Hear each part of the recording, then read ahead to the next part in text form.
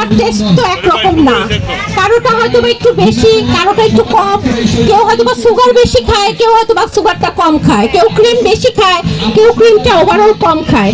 কিন্তু যখন সবাইকে নিয়ে চিন্তা করি তখন দেখা যায় ওই দিকটাই মাথায় রাখতে হয়, ঠিক আছে?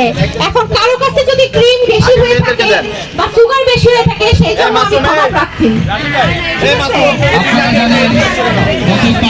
তবে আমি আশা করব আপনারা সবাই যে কোনো প্রোগ্রাম ছাড়াও আপনারা নেবেন, ঠিক আছে? কারণ আলহামদুলিল্লাহ অনেকে প্রোভাইড করে ব্র্যান্ডের জন্য, মানে ব্র্যান্ডটা হচ্ছে একটা সাইকোলজিক্যাল থিম মাথায় থাকে যে অমুকের ভালো লাগে না, ভালো লাগে না, ব্র্যান্ড হইলে এটা ভালো লাগবে।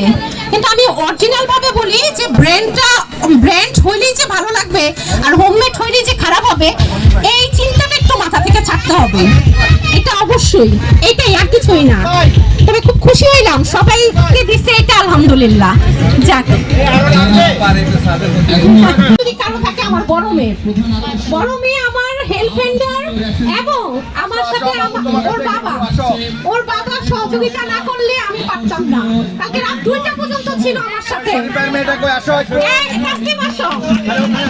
কারণ আমার এই জার্নিটা প্রথম থেকে আমার বড় মেয়ে আমার সাথে, এ টু জেড, না হলে একা হাতে সংসার থেকে শুরু করে আমি পারতাম না, ও যদি আমাকে হেল্প না করতো।